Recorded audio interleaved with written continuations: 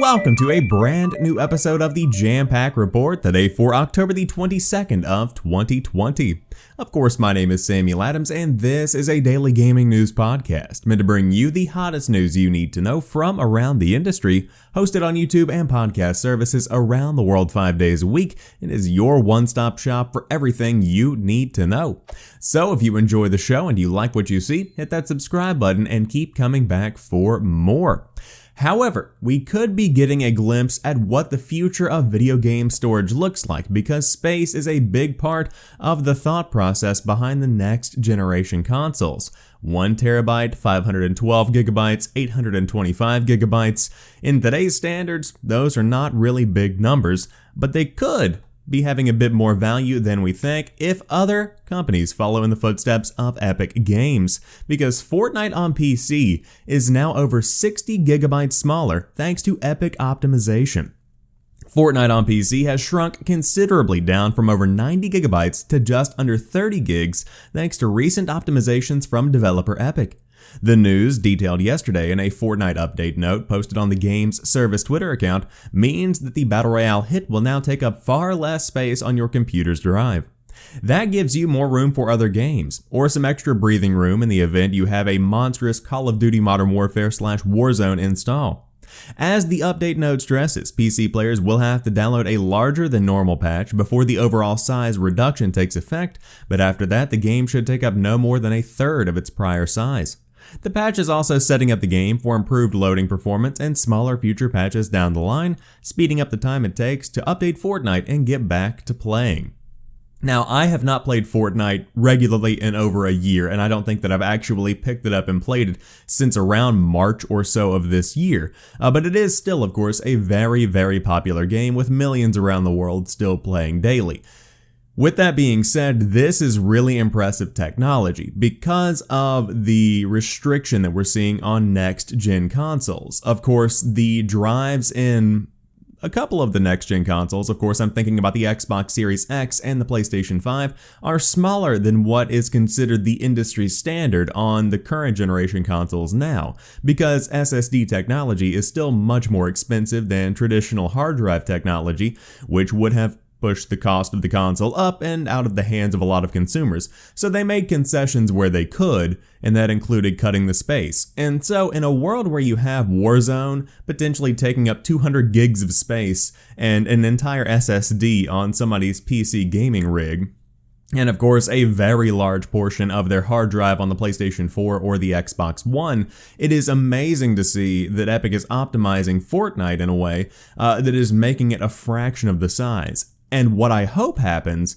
is that this technology is explored and is shared throughout the industry so that instead of being able to install 5 games on your PlayStation 5, you'll be able to install 10. That would be amazing. Now, of course, not every game is going to be this monstrous 90 gigabyte to 150 gigabyte size. If you're looking at these smaller games, one that comes to mind is Bugsnax, The Falconeer. Smaller games like that, you are not going to have to worry about giant install sizes.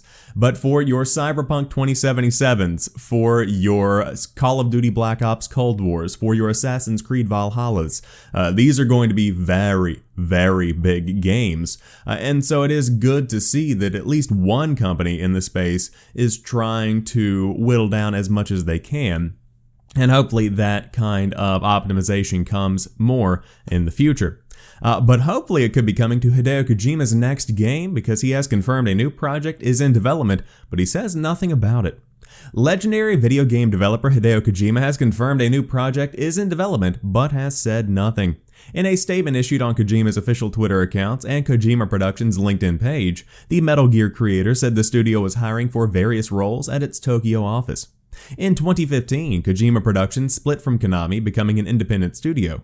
It released its first game, Death Stranding, in 2019. Without any information on the new game from Kojima, we are left to speculate.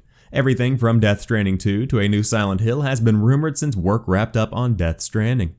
Back in January 2020, Kojima suggested he was keen to work on multiple projects alongside his next big game, including manga, anime, episodic titles, and digital-only games. As for what the next big game might be, following the release of Death Stranding, Hideo Kojima revealed he was watching horror movies again with a view to making the scariest horror game. In May, Kojima insisted Death Stranding was a sales success and revealed he recently had a major project canceled without saying what it was. Quote, "Recently a major project of mine got canceled, so I'm pretty pissed, but that's the games industry for you," he said in an interview. Kojima Productions celebrates 5 years of independence this December. Perhaps Kojima will turn up at Jeff Keighley's The Game Awards to reveal more. Here's my hypothesis. I don't think you're going to be seeing anything about this game this year because if you're just hiring for working on a new project, there probably is not that much to show for it. And of course, Death Stranding just launched last year, so there has not been a large amount of time for turnaround. Now, I'm in that camp that believes that Sony canned Death Stranding too, because it was not the overwhelming success that they had hoped that it would be. Now, personally, I adored Death Stranding, one of the best games of 2019, and really one of the most impactful, I guess, video game experiences of this entire generation. It was a wonderful experience, and it really did kind of make me a believer in the power of Kojima, because before that, I was like, he's good, but no, Death Stranding is fantastic. So will Death Stranding 2 be this game? I highly doubt that. But it would be interesting to see Kojima break back into horror. Of course, you have the playable teaser, which is the big mythological beast of a game that was released for free on the PlayStation 4, then was pulled, and that's when the whole Konami split happened. So maybe it could be a return to the horror genre as well. But we will have to wait and see what comes of this. However, they are staffing up, and it looks like Kojima Productions is back on track for their next big game. Moving on, Devolver Digital has acquired Serious Sam developer Croteam. They've been working together since before Devolver Digital even existed. After publishing the last 2 Serious Sam games, a couple of HD remakes, and the Talos Principle, Devolver Digital has decided to simplify the relationship by acquiring developer Croteam, or as Devolver Digital put it, as Devolver put it in the announcement, getting, quote, hitched. Quote, "A decade ago, Devolver Digital was just getting started and looking for its first project to partner on in the emerging digital distribution world," Devolver said. Similarly, Croteam was on the search for a partner it could trust to help them bring their beloved franchise back to prominence with the upcoming Serious Sam 3. And like that, the next big Serious Sam game brought old partners back together and forged a decade of friendship and dedication. Since then, Croteam and Devolver Digital have partnered on dozens of games, from the frantic Serious Sam series to the award-winning The Talos Principle across PC, consoles, VR, and mobile platforms. Croteam and Devolver Digital have been dating for so long that we decided to go ahead and just get married. The old partners mention is a reference to Gathering of Developers, which got the ball rolling when it published Serious Sam: The First Encounter in 2001. Gathering of Developers was founded in 1998 by Mike Wilson, who went on to co-found Devolver Digital in 2009. Croteam was also alluding to the long-standing relationship in an announcement on Twitter. Devolver indicated that the acquisition will have little impact on the working relationship, saying that Croteam will keep total creative freedom while it will keep making dumb recommendations that Croteam just ignores.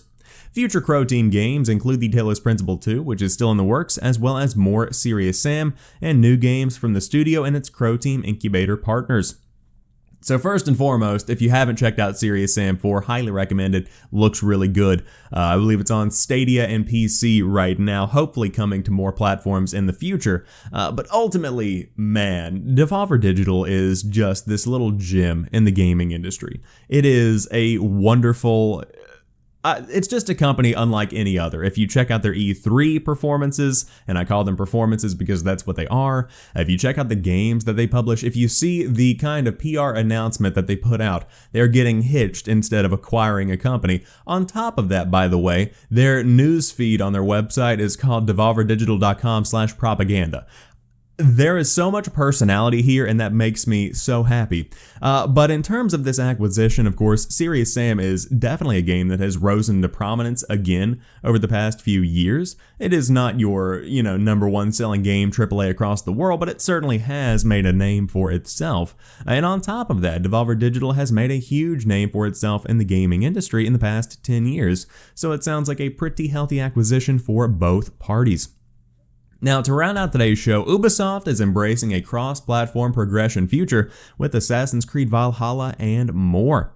Fans of French publishing giant Ubisoft's games will be able to pick up and play on any platform thanks to its new Connect service.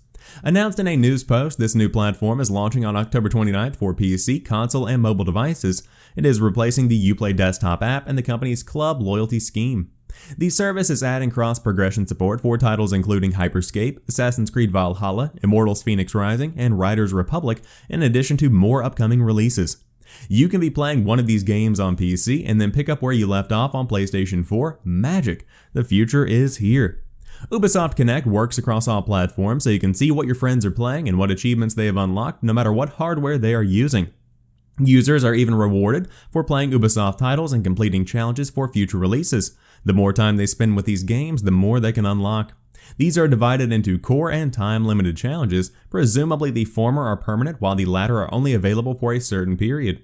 On launch, core challenges will be live for For Honor, Ghost Recon Breakpoint, Hyperscape, The Division 2, and Steep, while support for Assassin's Creed Odyssey and Rainbow Six Siege will be coming in a future update. Meanwhile, time-limited challenges will still be live for all of the above, aside from For Honor, which will be updated with them at a later date. Challenges are not being implemented for Ubisoft's back catalog, so the company has decided to unlock over 1,000 prizes, including weapons, character skins, and emotes, for these games that have not made the cut. Ubisoft units will remain, and you'll continue to earn them the same way you do today. Oh, and Connect also gives players access to their stats for games, like the number of folks they've assassinated in murder simulator Assassin's Creed Valhalla. They can compare these figures with their friends too if that's something people want to do. The death of Ubisoft's Uplay and club services has long been hinted at. Back in December 2018, the firm said that club points earned after April 1st, 2019 had to be used within 2 years.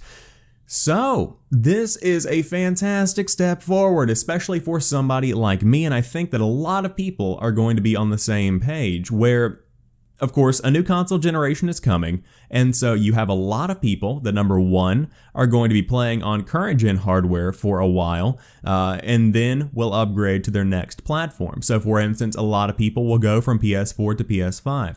A lot of people will go from Xbox One to Xbox Series X or S. And so then you have another group of people that will go from the PlayStation 4 to the Xbox Series X, and that will go from the Xbox One to the PlayStation 5. There's a lot of flip-flopping going around there. Then you'll have people that are going from PC to a console or from console to a PC and spend time gaming on both. That's what I plan on doing. And so you have a lot of people that are kind of cross-contaminating where they play games at. So to be able to take Assassin's Creed Valhalla and have that progress crossover anywhere, that is going to be a big benefit. Now the question is, buy it once, play it anywhere? This seems like the next logical step, but I don't think that's going to be the case. So fortunately, I suppose if you do want to upgrade to the next console in your product line, whether it be the PlayStation 4 to PS5 or 1 to Series X, then you will easily be able to get that free upgrade and then just carry your progress over. But if you do want to jump from the Xbox One to the PlayStation 5, or perhaps you want to play on both the PlayStation 5 and the Series X for some reason, it does not sound like it's going to be that easy to just jump back and forth unless you plan on buying the game twice, as of right now. And I don't think that's changing.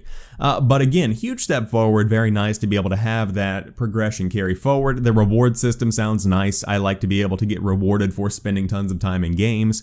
And on top of that, I will say also that to be able to have these metrics, to be able to see how many people I've killed in Assassin's Creed Valhalla, or how many headshots I've gotten in Rainbow Six Siege, or how many doors I've breached in Ghost Recon Breakpoint. These are cool metrics to see, and I'm a big data guy, so it is nice to be able to kind of track all of that stuff easily. So it sounds like this update is coming very soon. Of course, you can check out a lot of these big games coming out either now or within the next couple of weeks. But that rounds out today's episode of the Jampack Report. If you enjoyed today's show, drop me a like down below and let me know what stories caught your eye today. But specifically, how do you feel about Fortnite on PC now having just about a third of its original file install size? Do you think that's the future of gaming, and do you believe it will come to the PlayStation 5 and the Xbox Series X as well? Would love to see what you have to say. But until next time, you guys have a fantastic rest of your day. I'll talk to you soon, and peace.